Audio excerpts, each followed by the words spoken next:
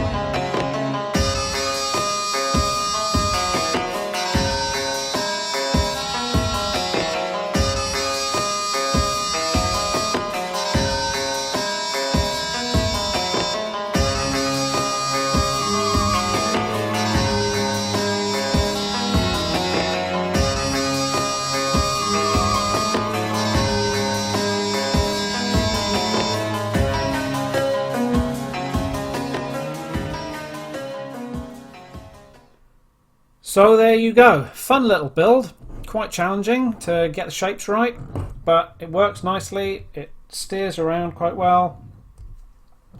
So let me dismantle some of this so I can tell you how it came together, because one of the real challenges here was getting the curve on the front. And initially I tried to put the wheels on using these standard axles, and building this from the base upwards meant that you couldn't really get any curvature in the front, and it was difficult to get this kind of upstand as well. So I figured out that you can use bar pieces through these cartwheels, and it works just fine. And in fact, it's kind of better than fine, because the spear pieces that I've used form a really convincing looking boss to the center of the wheel. And that allowed me to build the whole thing sideways, and that made the whole design come together.